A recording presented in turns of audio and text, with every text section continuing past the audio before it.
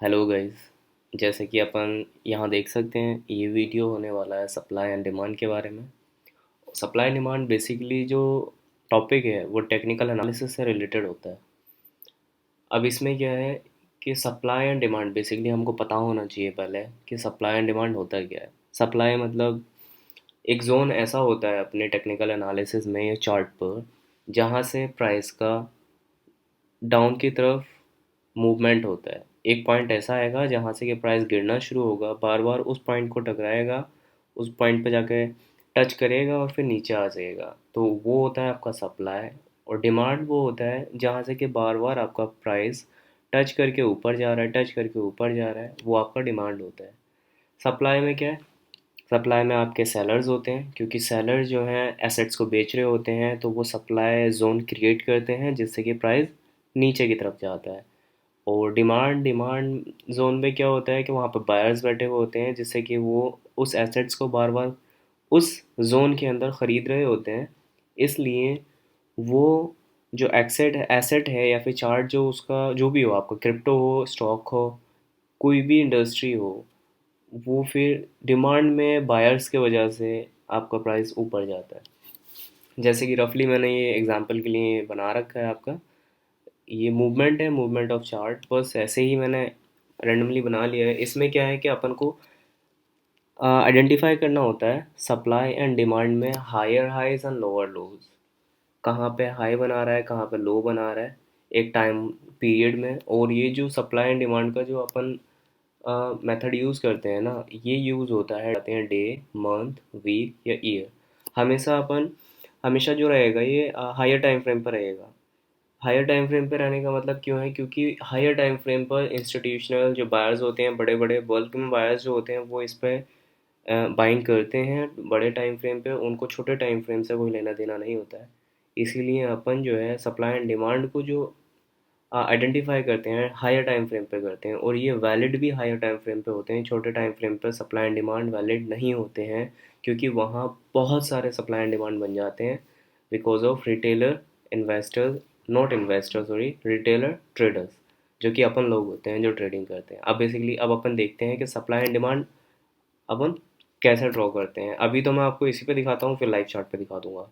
जैसे कि ये है, अब ये जोन है अपन का एक, पहले आपको मैं दिखा देता हूँ। एक जोन ये है, यहाँ पे हाई बनाया, यहाँ हाई बनाया, फिर इसने यहाँ हाई बनाया, फिर इसने यहाँ हाई बनाया, इसने ये 3 पॉइंट हाई बनाए थे। अब ये क्या इंटरनल मूवमेंट होता है, इसको हम छोड़ देंगे। ये इन इन लो के और इस हाई के बीच का इंटरनल मूवमेंट है, इसको छोड़ेंगे। लोअर लो और हायर हाई इनको पॉइंट करेंगे अपन, जैसे ये हो गए। अब यहाँ पे ये वाला लो है अपन का, ये लो है अपन का। ये भी मूवमेंट इनर में आता है, बट इसको जो है डबल बॉटम के बेस पे यहाँ पे इसको मेजर मेंशन किया जा सकता है जोन के अंदर।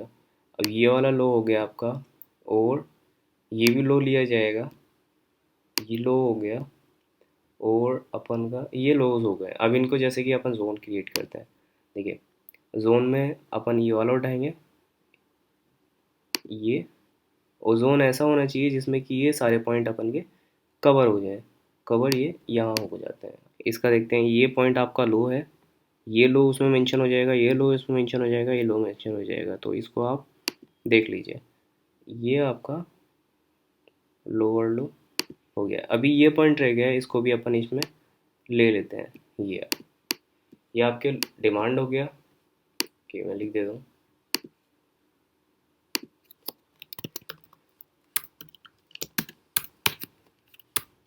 सप्लाई,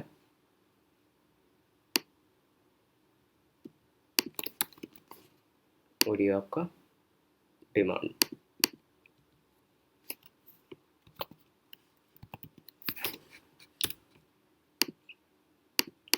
तो बेसिकली आपको मैंने बताया जहाँ से कि प्राइस का मूवमेंट नीचे की तरफ होता है, नीचे की तरफ होता है, वो आपका सप्लाई होगा, क्योंकि यहाँ पे सेलर्स बैठे हुए होते हैं।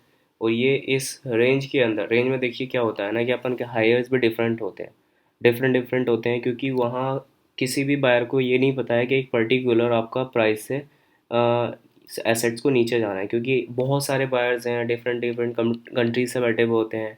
और डिफरेंट डिफरेंट ऑर्गेनाइजेशन से बैठे हुए होते हैं, तो उनको प्राइस जो है वेरी करता है। इसीलिए अपन जो है जितने भी हाइज होते हैं उस रेंज के अंदर वो मेंशन करते हैं। जैसे कि इसमें भी सेम है, क्या बाइंग एंड सेलिंग का क्या होता है, सेम रहता है। अब मेन इंपॉर्टेंट चीज़ जो कि अपन की ये रह चुकी है, अब ये भी अपन को मेंशन करना है कि ये हमने क्यों ड्रॉ किया है, इसकी भी एक वजह थी। देखिए सप्लाई एंड डिमांड में क्या होता है ना, कि जब भी प्राइस एक पॉइंट पे जाता है, प्राइस इधर गया सप्लाई की तरफ, टच किया, 1 2 3 4 टचेस, 4 टचेस थी, ठीक है। अब अपन डिमांड की तरफ देखते हैं, 1 2 3 4 5 6, 6 टचेस, उसके बाद में प्राइस नीचे की तरफ आ गया। इसका मतलब समझ रहे हैं आप, जिधर से प्राइस ज़्यादा टचेस देगा, जिधर प्राइस ज़्यादा जगह टकरा रहा होगा, उधर प्राइस का ब्रेकआउट मोस्ट प्रोबेबली रहता है, प्रोबेबिलिटी बढ़ जाती है उधर ही ब्रेकआउट देने की। तो आपने क्या देखा, इधर हाई हाई हाई हाई, इनको अपन ने एक जोन में कैप्चर कर दिया, और ये करा दिया आपका सप्लाई, और ये डिमांड, जिसमें कि लो लो लो लो लो लो, एंड उसके बाद में भी फिर लोज बना के इसने यहाँ पे कुछ देर प्राइस रहा, इसने ब्रेकआउट दे दिया, ब्रेकआउट दिया, ब्रेकआउट देकर रिटेस्ट दिया, रिटेस्ट देने के बाद में नीचे की तरफ दिया। तो जहाँ से प्राइस बार बार टकरा रहा होगा और ज़्यादा टाइम टकरा रहा होगा, और यू कैन से कि वहाँ से बाउंस बैक हो रहा होगा या फिर टच कर रहा होगा उस जोन को, तो वहाँ से ब्रेकआउट ज़्यादातर रहते हैं। अगर फॉर एग्जांपल यहाँ पे 1 2 3 4 5, 5 है ये, ठीक है। अगर ये 4 है, अगर यहाँ पे फिर से टकरा रहा होता, फिर से टकरा रहा होता, तो चांसेस है कि ये ऊपर चला जाता, यहाँ से ऊपर जाता, लेकिन ऐसा नहीं हुआ। तो ये चीज़ें हैं कि जो अपन को देखनी पड़ती हैं। अब वो मैं आपको लाइव चार्ट पे दिखाता हूँ। ये बिटकॉइन का लाइव चार्ट है जो कि अभी भी चल रहा है। इसमें क्या है कि 5 मिनट टाइम फ्रेम, अपन इसको 1 डे कर देते हैं, कि हम मिनिमम जो रहेगा अपन का 1 डे ही चार्ट रहेगा। देखिए सबसे पहले इसमें अपन सप्लाई जोन ड्रॉ करेंगे, यहाँ पे मेंशन करेंगे कि कहाँ पे सप्लाई जोन हो सकता है। तो सबसे पहले अपन देखते हैं, एक टच, दूसरी टच, तीसरी टच, ये अपन की सप्लाई की तरफ हो रही है, फोर्थ एंड फिफ्थ, एंड ये सिक्स हो रही थी। जैसे कि मैंने आपको बताया था, जिधर ज़्यादा टचेज होंगी उधर ही प्राइस का ब्रेकआउट पॉसिबल ज़्यादा है। देखिए ये हुआ, यहाँ अपन ये मेंशन कर देता हूँ मैं, ये सप्लाई हो गया, सप्लाई 1 2 3 4 5 6, 6 बार यहाँ से आपका ब्रेकआउट हुआ, सॉरी टच हुआ, टच होने के बाद में फिर यहीं से ब्रेकआउट हुआ, और पॉसिबल है कि यहाँ से ये टच करे, यहाँ वापस आए, और वापस होने के बाद में फिर से विक बना के फिर ऊपर जाए। पॉसिबिलिटीज़ है, क्योंकि ये बहुत बड़ा सप्लाई था इस जोन के लिए, लेकिन जो कि अब ये ब्रेकआउट होने के बाद में अब ये डिमांड बन सकता है, डिमांड बनेगा तो प्राइस ऊपर जाएगा। अब क्या है कि अब हम सप्लाई ड्रॉ कर चुके हैं, अब अपन यहाँ पे देखते हैं कि डिमांड जोन कहाँ पे बन रहा है। देखते हैं, सबसे पहला पॉइंट ये हो गया है, सेकंड, थर्ड, फोर्थ, फिफ्थ, ये आपकी डिमांड जोन आ रहा है, तो अपन इसको कैप्चर कर लेंगे। सबसे पहला जो ऊपर ऊपर की तरफ होगा, फिर ये डाउन की तरफ होगा, और इसको आप इसको बढ़ा दीजिएगा, पीछे की तरफ बढ़ा दीजिएगा। अब पीछे वैलिड करते हैं, क्योंकि अपन का पास्ट में हिस्ट्री में कि यहाँ से कभी रिवर्सल हुआ था प्राइस का, नहीं हुआ था। जैसे कि अपन देख पा रहे हैं कि यहाँ से भी प्राइस का रिवर्सल हुआ था, और यहाँ से जब प्राइस का रिवर्सल हुआ था तो अपन देख सकते हैं कि ये बहुत बड़ा मूव दिया था। अभी मैं आपको बताता हूँ इसने कितना मूव दिया था यहाँ से। देखिए 298, अराउंड 300% का मूव था बिटकॉइन ने इस डिमांड जोन से दिया था। तो मतलब कि ये डिमांड जोन जो है आपका मेजर डिमांड जोन है, जहाँ से कि प्राइस का रिवर्सल बहुत ज़्यादा पॉसिबल था। और ये एक रेक्टेंगुलर जोन बना के इसने टोटली रेक्टेंगल बनाया था, उससे ब्रेकआउट दे रहा है। और यहाँ से इसने जो मेजर आपका डिमांड जोन था उसको रिटेस्ट किया, बार बार रिटेस्ट किया, और यहाँ से अच्छा मूव दिया ऊपर की तरफ।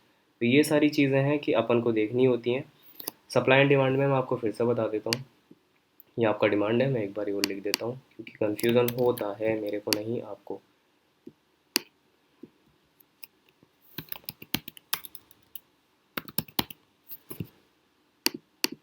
तो ये आपका सप्लाई एंड डिमांड हो गया, सप्लाई एंड डिमांड। तो यही अगर आपको रेजिस्टेंस सपोर्ट का पता है तो सेम फंडा होता है, लेकिन रेजिस्टेंस सपोर्ट जो है अपन का स्मॉल टाइम फ्रेम्स पर होता है, जो कि आप इंट्राडे के लिए करते हैं, आप स्कल्पिंग के लिए यूज़ करते हैं, जो कि सारे जितने भी रिटेल ट्रेडर्स होते हैं वो सपोर्ट रेजिस्टेंस सपोर्ट बेस पर करते हैं। और ये जो सप्लाई एंड डिमांड का सीन होता है ये अपन भी यूज़ करते हैं, लेकिन अपन यूज़ करते हैं इसको दूसरे वे में। मैं आपको वो दूसरा वे भी बताऊंगा किस तरीके से अपन सप्लाई एंड डिमांड को यूज़ करते हैं, लेकिन जो मेजॉरिटी यूज़ करती है वो करती है इंस्टीट्यूशनल जितने भी इन्वेस्टर्स होते हैं, जो कि बल्क ट्रेडर्स होते हैं, जो बड़े बड़े ट्रेडर्स होते हैं, जो बल्क के अंदर इसमें पैसा लगाते हैं, जैसे कि मार्केट का नीचे आना होता है फिर ऊपर जाना होता है। क्योंकि ये अपन नहीं कर सकते, इतना बड़ा मूव अपन नहीं दे सकते मार्केट के अंदर, अपन का जो मूव रहता है वो कैंडल के अंदर ही रह जाता है। इतना बड़ा मूव देना ये बड़े बड़े इन्वेस्टर्स का, जो कि इंस्टीट्यूशनल्स होते हैं और जो कि कंट्रोलर्स होते हैं, उनका काम होता है। तो ये रहा आपका सप्लाई एंड डिमांड का कंसेप्ट, जिसमें कि आप हायर हाइज को बड़े टाइम फ्रेम पे जोन को मेंशन करते हैं। जैसे कि अभी अपन का क्या था, वन डे था, अपन वन वीक पे भी देखते हैं। वन वीक में क्या है, जैसे कि ये है बिटकॉइन का ऑल टाइम हाई, ये रहा, ये मेंशन करते हैं। दो ऑल टाइम हाई बन रहे हैं, इनको एक जोन में दे देते हैं।